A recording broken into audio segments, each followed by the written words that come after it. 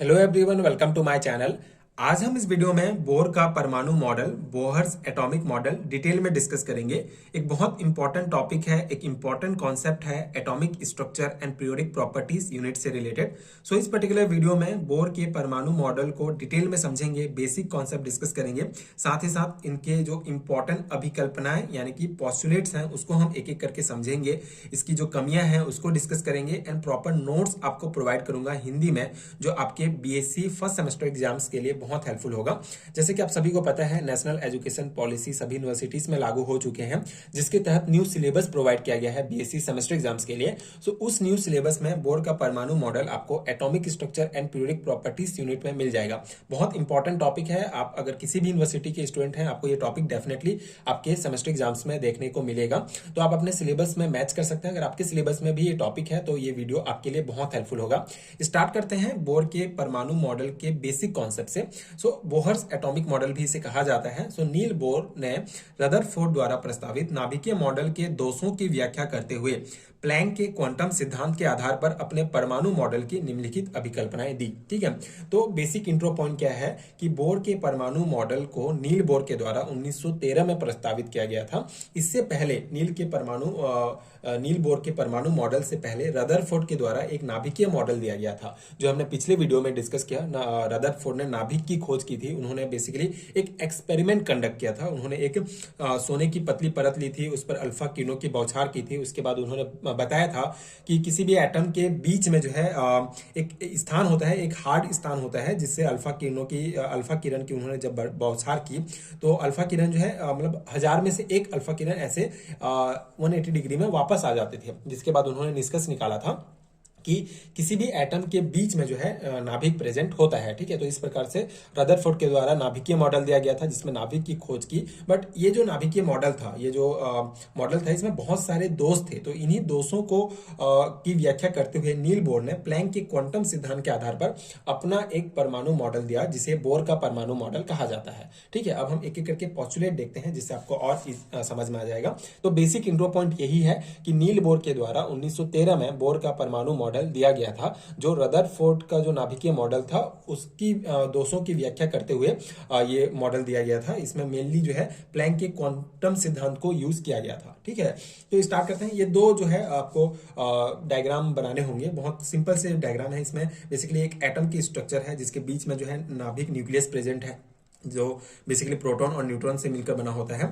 And ये orbit कहलाते हैं, जिसमें इलेक्ट्रॉन्स घूमते रहते हैं। ठीक है, और ये परमाणु की स्थायी कक्षाएं, ठीक है, ये ऑर्बिट्स हैं, जिनको KLMNO या इसको 1 2 3 4 5 ये नाम से भी जो है जाना जाता है। मतलब नामकरण इसका किया गया है। इन्हें ऊर्जा स्तर भी कहा जाता है। पहला हमारा पॉस्टुलेट है, इलेक्ट्रॉन नाभिक के चारों ओर वृत्ताकार पथ पर घूमते हैं, जिन्हें कक्षा कहते हैं। ठीक है, तो यहाँ पे आप देख सकते हैं पहला पॉइंट में क्या कहा गया है कि इलेक्ट्रॉन्स, ठीक है, ये इलेक्ट्रॉन्स जो है नाभिक के चारों ओर एक वृत्ताकार पथ पर घूमते हैं, और ये जो पथ होता है इसको क्या कहा जाता है, कक्षा कहा जाता है। ठीक है, ऑर्बिट कहा जाता है, और इसी ऑर्बिट पर जो है ये इलेक्ट्रॉन फिक्स होते हैं और घूमते रहते हैं। ठीक है, सेकेंड है, प्रत्येक कक्षा से एक निश्चित ऊर्जा संलग्न रहती है, अतः उन्हें ऊर्जा स्तर या ऊर्जा कोष भी कहते हैं। ऊर्जा स्तरों को क्रमशः 1 2 3 4 या KLMN इत्यादि से व्यक्त किया जाता है। अब ये सेकंड डायग्राम में आपको ये सेकंड पॉस्टुलेट समझ में आएगा। कि सेकंड डायग्राम में देख सकते हैं, सेकंड पॉस्टुलेट में कहा गया है कि प्रत्येक कक्षा में एक निश्चित ऊर्जा संलग्न रहती है, अतः इन्हें ऊर्जा स्तर या ऊर्जा कोष कहा जाता है। ये जो कक्षा ऑर्बिट होता है, ये बेसिकली इसमें एक निश्चित ऊर्जा संलग्न रहती है, अतः इन्हें ऊर्जा कोष या ऊर्जा स्तर कहते हैं। इसको KLMN या 1 2 3 4 से जो है नामकरण किया जाता है। थर्ड पॉस्टुलेट है हमारा, निश्चित ऊर्जा स्तरों या ऊर्जा कोषों में घूमते हुए इलेक्ट्रॉन की ऊर्जा न तो क्षय होती है न ही वृद्धि, अतः विशिष्ट ऊर्जा स्तरों में घूमते हुए इलेक्ट्रॉन की ऊर्जा स्थिर व निश्चित रहती है। ठीक है, इसमें कहा गया है कि जैसे इलेक्ट्रॉन अगर इस ऑर्बिट में घूम रहा है, तो इस ऊर्जा स्तर, ऊर्जा कोष की जो ऊर्जा होती है वो ना तो क्षय होती है ना ही वृद्धि होती है। मतलब ये जो विशिष्ट ऊर्जा स्तर है, इसमें घूमते हुए इलेक्ट्रॉन की ऊर्जा स्थिर व निश्चित होती है। ठीक है, जैसे अगर इस कोष में ये इलेक्ट्रॉन घूम रहा है तो इस इलेक्ट्रॉन की जो ऊर्जा है वो निश्चित होती है। ठीक है, तो ये सिंपल से पॉइंट्स है। ठीक है, एक दो बार आप देखेंगे वीडियो तो आपको याद हो जाएगा। आप अपने से भी ये कॉन्सेप्ट एग्जाम में लिख सकते हैं। तो ये हो गया हमारा 3 पॉस्टुलेट। फोर्थ पॉस्टुलेट है हमारा, ऊर्जा के समान ही किसी इलेक्ट्रॉन के कोणीय संवेग के कुछ निश्चित मान होते हैं। जैसे ऊर्जा निश्चित होता है किसी इलेक्ट्रॉन का, ऊर्जा किसी कोष में, अगर ये इस कोष में इलेक्ट्रॉन है तो इसका ऊर्जा अगर निश्चित है, तो उसी प्रकार ऊर्जा के समान ही इलेक्ट्रॉन का कोणीय संवेग के कुछ निश्चित मान होते हैं। इलेक्ट्रॉन केवल उन्हीं कक्षाओं में घूमते हैं जिनका कोणीय संवेग h/2 पाई का पूर्ण गुणज होता है, जहां h होता है हमारा प्लांक कांस्टेंट, प्लांक नियतांक, जिसका मान होता है 6.6 × 10⁻⁻34 जूल सेकंड होता है। ठीक है, तो ये प्लांक कांस्टेंट का मान आपको याद रखना होगा, बहुत इंपॉर्टेंट है। तो ये हो गया कि जिस प्रकार ऊर्जा फिक्स होता है उसी प्रकार कोणीय संवेग भी फिक्स होता है। ठीक है, एंड यहाँ पे हम कुछ डेरिवेटिव्स हैं जो आपको याद रखना होगा। जैसे कि माना m द्रव्यमान का एक इलेक्ट्रॉन r त्रिज्या की कक्षा में v वेग से घूम रहा है, तो इलेक्ट्रॉन का कोणीय संवेग mvr होगा। तब बोर के अनुसार mvr बराबर nh/2 पाई होता है, जहां n होता है हमारा पूर्णांक होता है, h प्लांक कांस्टेंट है, आपको पता है। तो अर्थात इलेक्ट्रॉन का कोणीय संवेग mvr h/2 पाई का पूर्णांक गुणज होता है। ठीक है, तो ये बेसिकली कुछ इंपॉर्टेंट डेरिवेटिव्स हैं जो आपको ध्यान रखना है, जो बेसिकली कोणीय संवेग से रिलेटेड है। ठीक है, तो ये एक इंपॉर्टेंट पॉस्टुलेट है। फिफ्थ पॉस्टुलेट हमारा, जब किसी परमाणु को बाहर से कोई ऊर्जा मिलती है तो कोई इलेक्ट्रॉन अपनी कक्षा छोड़कर किसी ऊंची कक्षा में चला जाता है, अर्थात उत्तेजित अवस्था में चला जाता है। चूंकि उत्तेजित अवस्था अस्थायी होता है, इसमें इलेक्ट्रॉन केवल 10⁻⁸ सेकेंड ही ठहर कर तुरंत ही अपनी निजी कक्षा में वापस लौट आता है। इस प्रक्रिया में विद्युत चुंबकीय तरंगों के रूप में कुछ ऊर्जा उत्सर्जित होती है, जैसे कि डेल E = E2 - E1। ठीक है, अब यहाँ पे ये कॉन्सेप्ट क्या कहा गया है कि जैसे ये निम्न ऊर्जा स्तर है, इसमें कोई इलेक्ट्रॉन है। ठीक है, इस इलेक्ट्रॉन को अगर बाहर से कुछ एनर्जी प्रोवाइड होता है, तो ये जो इलेक्ट्रॉन्स है ये उत्तेजित अवस्था में, मतलब अपना जो उच्च ऊर्जा स्तर है उसमें चले जाता है, लेकिन यहाँ पे कुछ देर ही ठहर सकता है। ठीक है, जैसे 10⁸ सेकंड तक ही रहता है, क्योंकि ये जो होता है ये अस्थायी अवस्था होती है। तो कुछ समय पश्चात फिर वो वापस आ जाता है। तो वापस आते टाइम, ठीक है, जब ये इलेक्ट्रॉन यहाँ पे था, एक इलेक्ट्रॉन यहाँ पे था, उसको बाहर से ऊर्जा प्रोवाइड हुआ, ये यहाँ पे उत्तेजित अवस्था में चले गया, उसके बाद कुछ समय यहाँ पे रुका, फिर वहां से ये वापस आता है, मूल अवस्था में आता है। तो ये इलेक्ट्रॉन जब यहाँ पे आता है तो एक प्रकार का ऊर्जा उत्सर्जित करता है। ठीक है, इस प्रक्रिया में विद्युत चुंबकीय तरंगों के रूप में कुछ ऊर्जा उत्सर्जित होती है। ठीक है, इलेक्ट्रोमैग्नेटिक रेडिएशन के रूप में कुछ ऊर्जा उत्सर्जित होती है, जिसे स्पेक्ट्रम कहा जाता है। ठीक है, जिसको भी हमने पिछले वीडियो में डिस्कस किया है। तो ये जो यूनिट है इसके बहुत सारे वीडियोस आपको चैनल में मिल जाएंगे, आप प्लेलिस्ट चेक कर सकते हैं। तो यहाँ पे बेसिक कॉन्सेप्ट वही है कि मूल अवस्था से उत्तेजित अवस्था में इलेक्ट्रॉन जाता है, उसके बाद फिर वापस आता है। तो वापस आने के समय विद्युत चुंबकीय तरंगों के रूप में कुछ ऊर्जा उत्सर्जित होती है, जिसको डेल ई से यहाँ पे डिनोट किया गया है। तो डेल ई बराबर E2 - E1 होता है। ठीक है, तो ये कुछ 5 इंपॉर्टेंट पॉस्टुलेट हैं बोर्स के एटॉमिक मॉडल का। बस इतना ही कॉन्सेप्ट है। आपको लॉन्ग टाइप क्वेश्चन में भी अगर पूछा जाता है तो इतने कॉन्सेप्ट, इतने पॉस्टुलेट आप लिखेंगे तो भी इनफ रहेगा।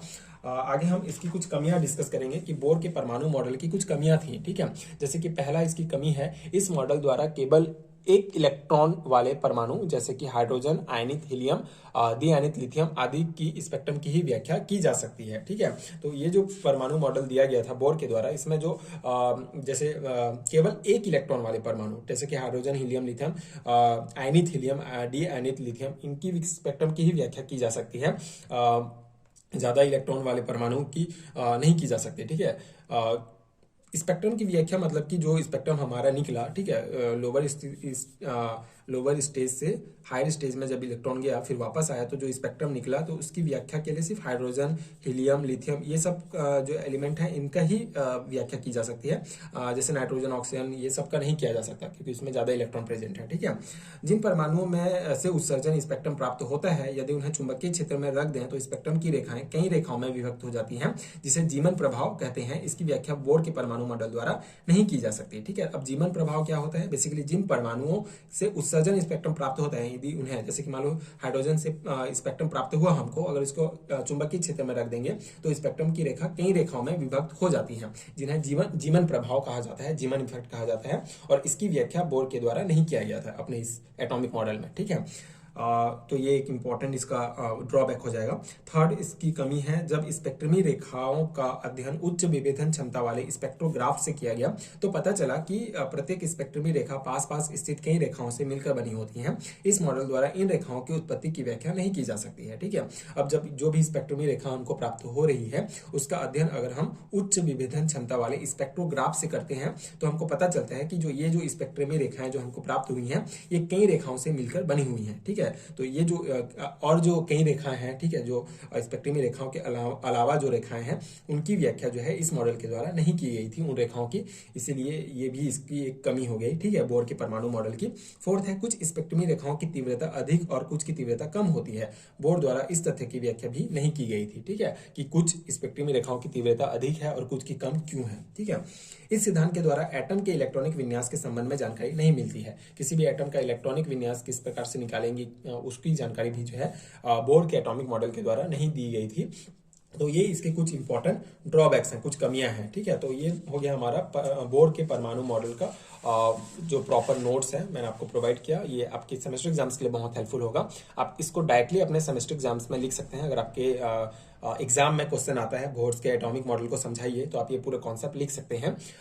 नंबर के अकॉर्डिंग लिखेंगे। लॉन्ग टाइप क्वेश्चन में आएगा तो आप पूरा लिख सकते हैं। शॉर्ट टाइप क्वेश्चन में जैसे 3 नंबर 4 नंबर में आता है तो आप इसको शॉर्ट भी कर सकते हैं। अगर आप एक बार वीडियो 2-3 बार वीडियो देखेंगे तो आपको कॉन्सेप्ट समझ में आ जाएगा। उसके बाद आप अपने से भी पूरा लिख सकते हैं, ठीक है। तो ये बोर के परमाणु मॉडल का बेसिक कॉन्सेप्ट हो गया। अगर आपको बीएससी सेमेस्टर एग्जाम्स के लिए है रिटर्न नोट्स है, ये पीडीएफ फॉर्म है, तो नीचे डिस्क्रिप्शन बॉक्स में आपको पीडीएफ स्टोर का लिंक मिलेगा, वहां आप चेक कर सकते हैं। वहां से आप नोट्स डाउनलोड कर सकते हैं, जो डेफिनेटली आपके एग्जाम प्रिपरेशन के लिए बहुत हेल्पफुल होगा। आप नोट्स लेके प्रिंट निकाल के डायरेक्टली तैयारी कर सकते हैं, आपको नोट्स बनाने की जरूरत नहीं होगी। तो आप पीडीएफ स्टोर चेक कर सकते हैं, डिस्क्रिप्शन बॉक्स में आपको लिंक मिल जाएंगे।